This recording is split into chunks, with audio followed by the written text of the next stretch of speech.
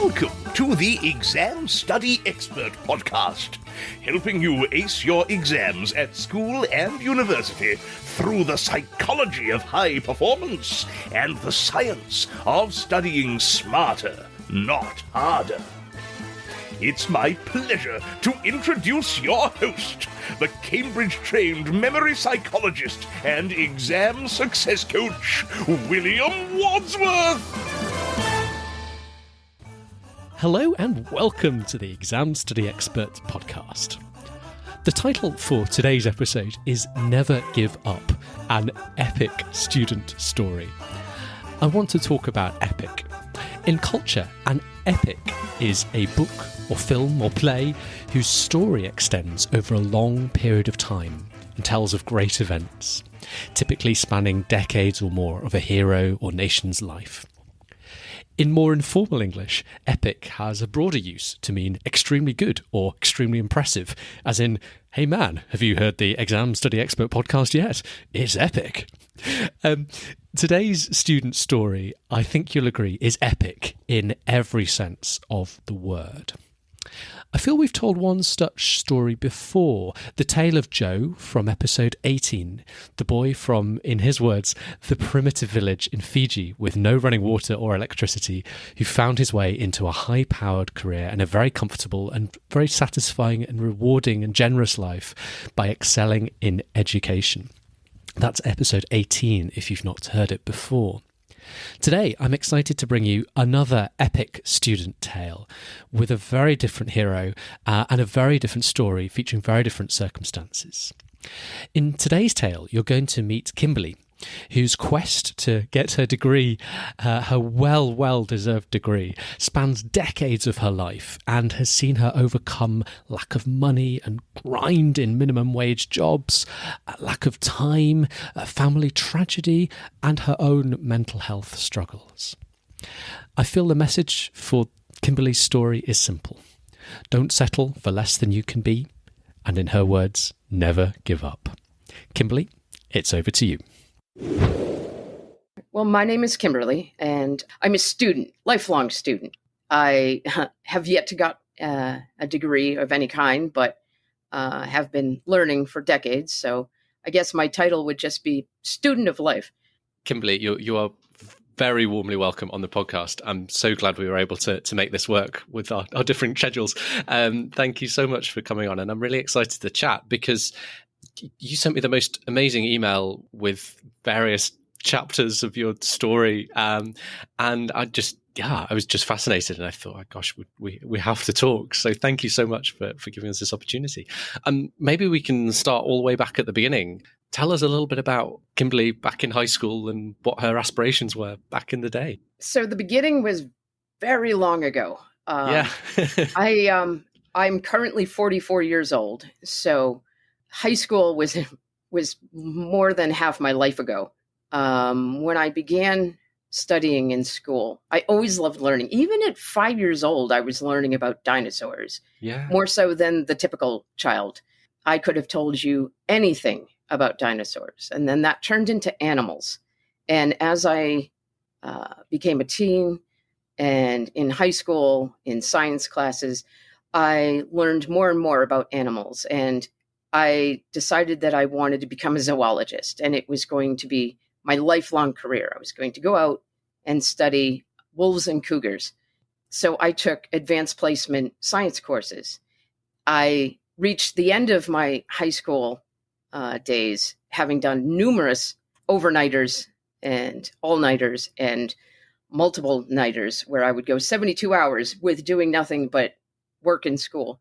I had applied to a college in my area called Mount Ida that had a great zoological program. Unfortunately, a month before I graduated, my parents told me that they had not actually saved any money for me for college. And it was up to me in that 1 month to come up with the money to attend college in that fall. So without any help from my parents financially, any help from any sort of teachers or guidance counselors in my school, I had let those college dreams die. So I entered the workforce and just started at the age of 17, working full-time, minimum wage, without any plans for college at all on the horizon. I really do regret that things had turned out the way they had at the moment. And I say that, 20 years later, but I really wish that I had had a guidance counselor that sought up and said, hey, so what are your actual plans for school? What are your actual plans to get to school? I didn't have that. We had a guidance counselor, and I think I saw her 3 times in my entire high school life. And it just was not much guidance. So I wish I had had that. I just knew that I am this age. I must make up applications and take all the courses that I need to get in there. And I did. I got accepted. But there was no help in any of the finances. And without the finances, there is no education. I mean, I understand that things are difficult with my family financially, but it was one of those understood things. You save for your children. So I didn't even have to ask or question it. They were even surprised I was going to college because they didn't think I'd ever make it, even though I was in advanced placement courses and studying all the time. And they never saw me out of a book. So didn't put 2 and 2 together. No, but yeah, I do definitely regret not having that college experience as a college age student.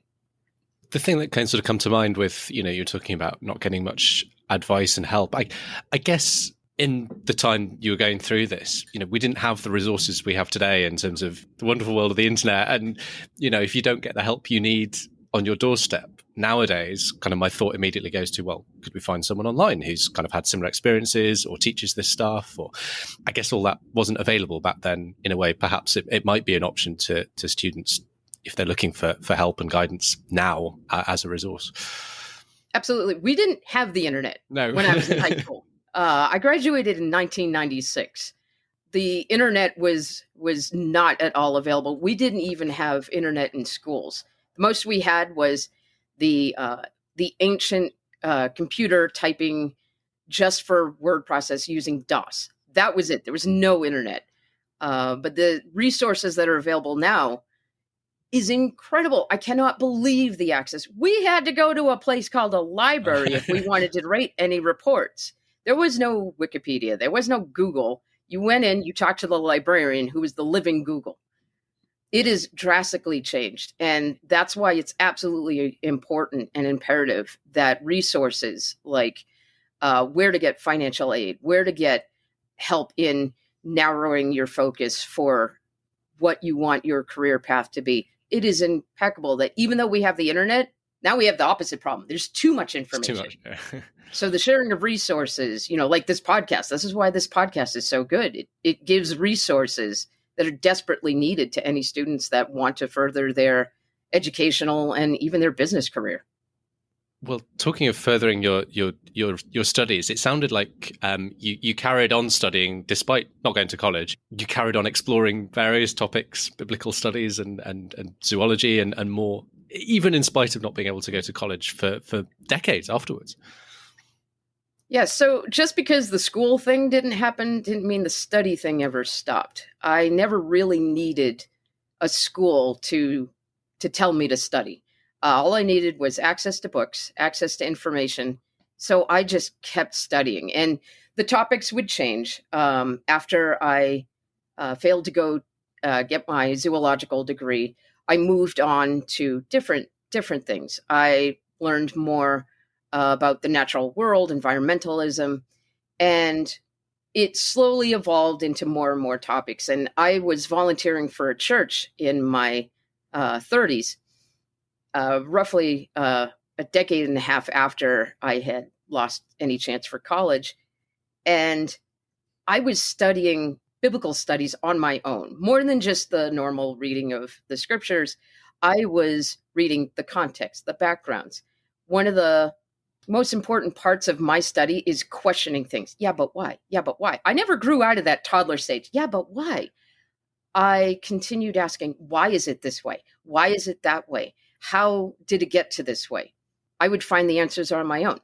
When I wasn't satisfied there, I would look for more sources and more contexts. I kept building and building and building my knowledge base. I learned biblical languages when I was confused that this version says this word and this version says that word. Well, why? And so I started learning Koine Greek. I taught myself Koine Greek, the original Greek that's used in the New Testament. Wow. So I can understand why they made word choices when they translated.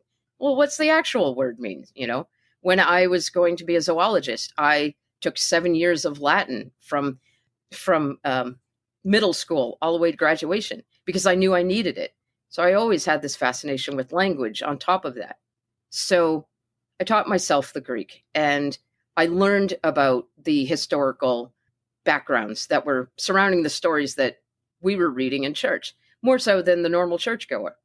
So we got to a point where people were saying about me, man, that pastor is fantastic. And they're like, that's our tech girl. She runs the audio visual, which she's not a pastor. So I was... She's not a pastor yet. Not a pastor yet. The growth mindset, Yeah. So I was encouraged to pursue a college degree to become an ordained pastor. So I applied at 35, I believe, 35 years old. I applied for an undergraduate college and I got accepted, Gordon College in Wenham, Massachusetts. All of my classmates were half my age. I was sitting in classrooms with children. And they were like, wow, this is amazing that you're trying to get a career at this age. And I'm like, wow, it's amazing that you think I'm really old. So I kept doing it. But at the same time, I was working, and because I was an adult, and sure. I was a manager at a service industry job and working 40 hours a week on top of 4 to 5 courses. And it was a 2-hour commute away. Wow. It was all of my time. And on top of that, I was making YouTube videos at night, right before bed. So I had maybe 3 to 5 hours of sleep, if I was lucky on the weekends, 2 hours normal. Despite the sleep loss, I kept a GPA of 4.0 throughout. Just kept plugging through. And it was in that college setting that I started trying to learn about learning. And I noticed that there were different techniques that would work for me. And it was like, again, but why? Why is that working? Why is this not working when it's tried and true? Why is me writing down verbatim everything my lecturer is saying not going into my head? That should be in my head. Yeah. Why are these flashcards working when there's 2 or 3 words on it and I'm flipping through them? Why is something that I did when I was, 4 years old working better than what I'm doing in my college career? So right. I started learning about learning. I learned the Pomodoro technique. I love the Pomodoro technique. Yeah. So this is where you set a timer for 25, 30 minutes if you haven't heard it before. The time doesn't matter, but then it's that magic thing of sort of working against the clock that people often find helps them stay on target, stay more focused, get more done in that chunk of time while the clock's ticking down from 25 minutes or whatever you've set it to. Absolutely. I went from studying straight 10 hours and saying, this makes no sense. Why am I taking breaks? Breaks are for the weak. Why would I ever take a break? So I tried it, and I realized that with my hyper focus, I could just focus on in, and then I took a break. And I felt so bad that first few weeks that I was taking a 5-minute break. How dare I? Yeah. And I noticed that I was doing more by the end of the week. And I said, this does not make sense. There's science behind this that is going on. And I need to find out why. And then I learned why. So then I said, there has to be better techniques as well. What can I put alongside this? It just can't be about a tomato. There's got to be more. So I continued learning about learning, how the flashcards. And I was learning more about recalling before I understood that it was called recalling. Slowly finding ways to cram in all of this schoolwork with my insane schedule. And there's no way I could have been able to do as well as I did if I had not had the techniques and if I hadn't had the passion to do what it was that I was doing. I mean, I was a 35-year-old kid in a college class, amongst all these 18-year-olds. And I'm sitting there engorged every single thing I learned. And I'm watching kids playing video games during the lectures. I'm like, you're wasting this college resource. What are you doing? And I'm watching them hang out after class. And it's like, you should be doing your flashcards. Yeah. But it's that passion that kept driving me. Even the courses I didn't really particularly care for, I knew there was a reason for taking it. So I just kept doing all that I could to get any and all knowledge because I knew it would work for me in the end. Yeah. Take your opportunities seriously, kids. Yes, please. You're very, very fortunate if you're able to sit in a classroom. Absolutely fortunate. As someone who lost my first chance, you are so fortunate if you're sitting in there. Do not squander it because your future self is going to regret it. Your future self is going to look back at that time and go, I wish that I had listened to what my parents were paying for. I wish I had gained all this knowledge that was being thrust upon me like that. And I wish that I had paid attention more because even history, I hate history. I really hate history. But I was like, it's not that I just needed it for the degree. I knew that it was important for a core class. Why is this important? Let me focus. Let me understand. So even my worst subjects, I was honed in on learning everything from and still remember some of the stuff today. I think what's interesting about that little thing is, even for subjects you didn't enjoy at all, you had a why and you knew why it was important and you knew, in the big picture, like this is still something that matters to me. And you didn't let the fact that you didn't enjoy it put you off engaging and doing your best. Tell us what happened in the end with your, as you described it, second chance. So I would love to say that I graduated with high honors and continued on to get my master's and get my master's of divinity and get ordained as a pastor. But unfortunately, life doesn't always work out the way we want it to. The end of my junior year in 2018, my mother, who had been suffering heart attacks on a mostly weekly basis, got sicker and sicker. And eventually she had one last heart attack and passed away. And I remember that day vividly, emailing my professors and saying, I won't be in for the rest of the week. And realizing how this thing that I had held so important, I needed to put off to the side and be with my family and mourn my mom. And it was really hard, but even though it wasn't sudden, even though it was coming on slowly, it was still a shock. It was still very, very difficult. And what followed then was my dad, who was having a really hard time with her loss, sold off the family house that was filled with memories from most of their marriage and our growing up. And he needed my help with that. And my brother, who has some developmental disabilities, needed some help too, because my mom had been his caretaker. So I was helping him through her loss and through the changes that were going on with a move. And then in a month after that, I found out I was losing my housing. And the people that owned the house that I was renting a room in decided that they were going to sell and move away. And I was suddenly facing homelessness.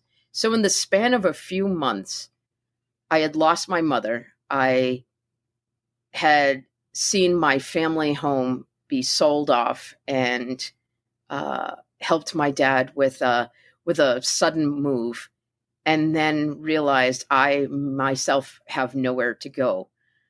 I ended that junior year strong, amazingly, and I really have no idea how I got through it. When it came to time to schedule for the fall, I had to withdraw because I knew that I wasn't going to have a place to live.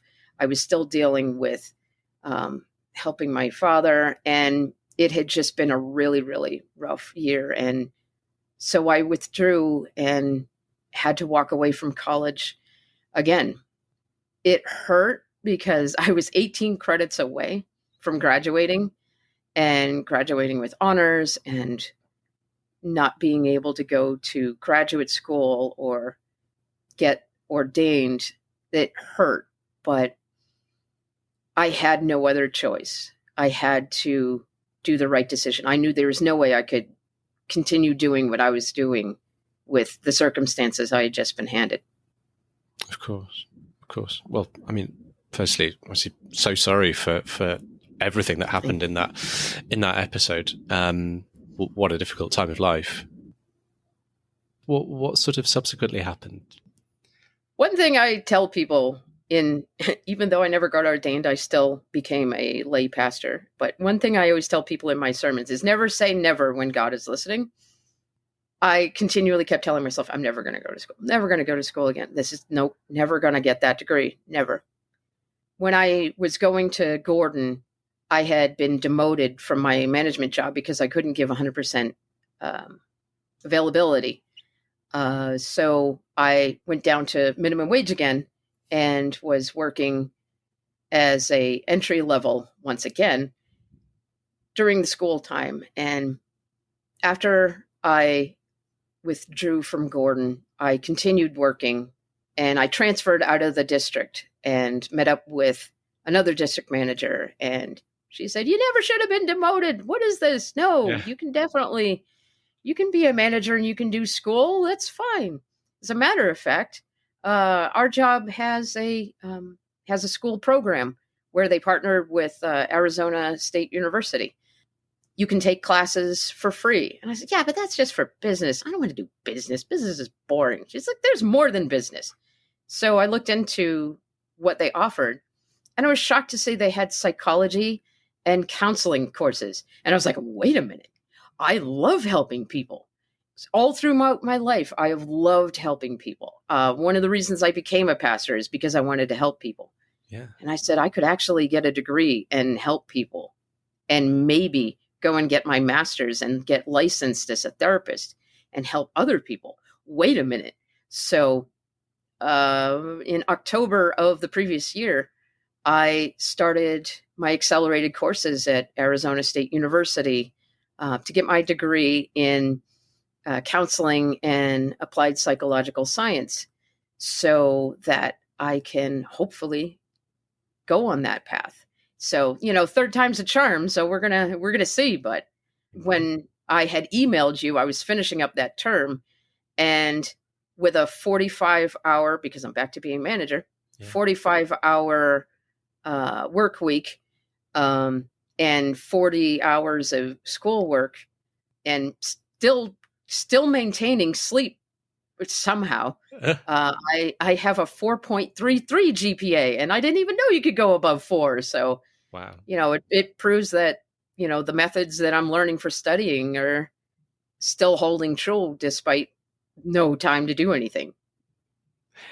Sometimes when you're kind of forced into that, oh my gosh, how do I need to be effective? How do I need to be efficient? I've got no other choice than to be super efficient. You do kind of find the answers, and, your story kind of pretty powerfully demonstrates that at the moment. So what are some of the things you think you've been doing well to achieve so highly with so little time? How are you making it work? What I did in the first couple months after I applied for ASU was exactly the same that I did when I learned about techniques in Gordon.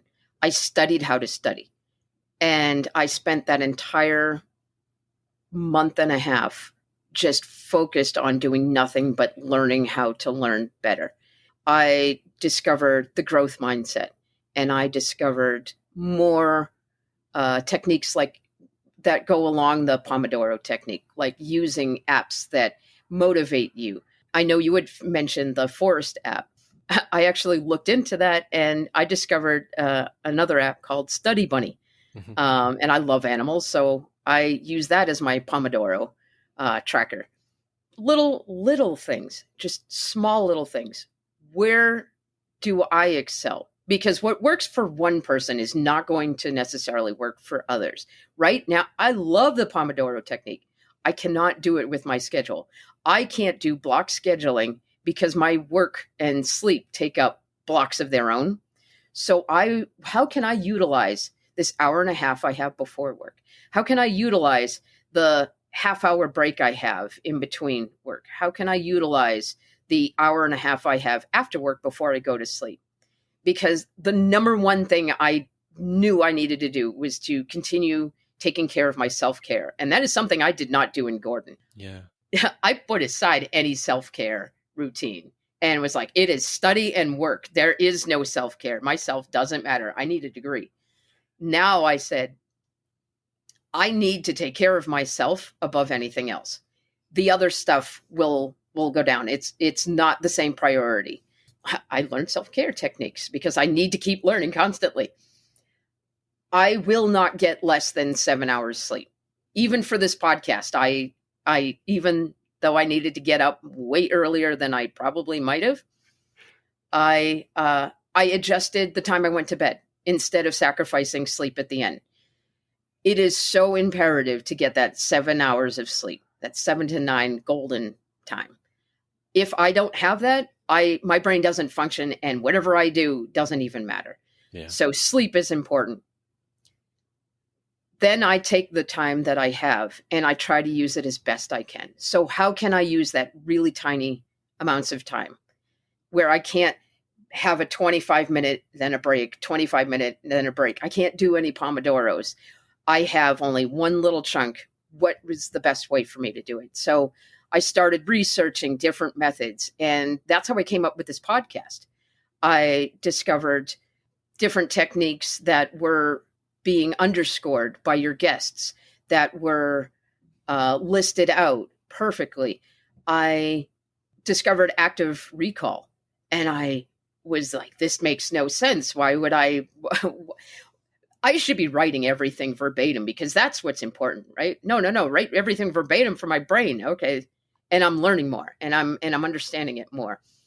Spaced repetition is absolutely helpful. With my accelerated term, the term lasts only 7.5 weeks. So my spaced repetition needs to be very carefully scheduled. And I don't have a lot of time to waste. And yet that is an incredible investment of my time. I still do the flashcards. I will never stop doing the flashcards. It's a great way to do active recall. It is so great. Quizlet is great. Anki is great, but nothing beats the old-fashioned index card.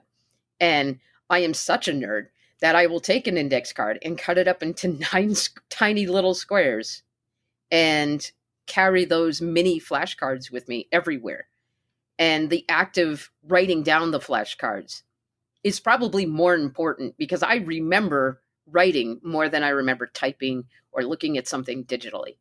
But again, it has to work for you. For me, certain things, mnemonics are fantastic for me.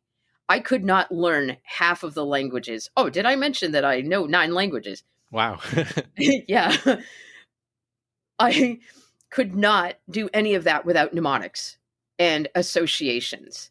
So find what helps you remember things. Is it songs? Put things you're learning to songs. Is it coming up with weird mnemonics? Is it coming up with associations that make no sense in the context, but in that exam hall, you're able to bring it back because, oh, well, I remember this. So this.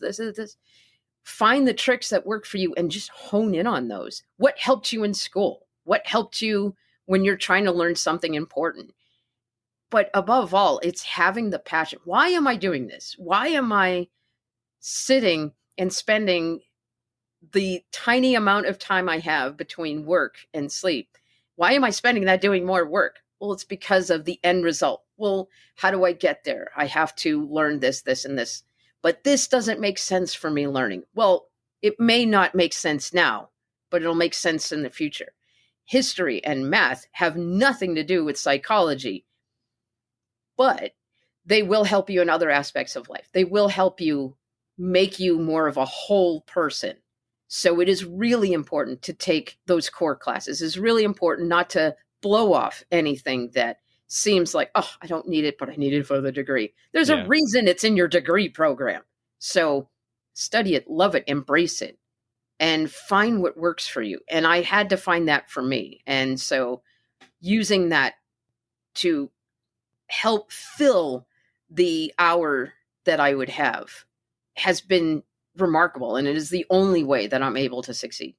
Kimberly, you were clearly born to be a scholar. I was born to be a scholar and I still don't have a degree at 44. It's so frustrating, but the degree is in a way just a badge. It's not it doesn't change the kind of fundamentals in some way. Yes, I mean, you can obviously put that on your CV or your resume, and it's a way of clearly telling the world that I've done this amount of studying. But you've probably done 3, 4, 5 times the amount of studying and know the 3, 4, 5 I times. should have 6 degrees. Well, there you go. That's what I mean. That's what I mean. But I think that the regret of not having the degree is something that has underscored my lifelong struggle, where I have always loved studying, but I don't have the paper for it. I have bad jobs because I don't have the paper for it. And that can really break you down. Because it's not congruent with who you feel you are. No, because I'm smart and I can't prove it. But this is the takeaway. I really want anyone who is listening to this, who is old like me or older than me, who does not have the degree, the path that gets us to where we are isn't wasted. I don't have a degree. I don't have a good job. Yet. Yet. Growth mindset, yet. I don't have a degree yet, but if I had not been on the path that I was set on from the start, my life would be drastically different. Had I gone to college the first time, I would probably not be in the area or the job or wherever I am right now. Had I not had a brother with disabilities, I never would have learned American Sign Language to help with his friends.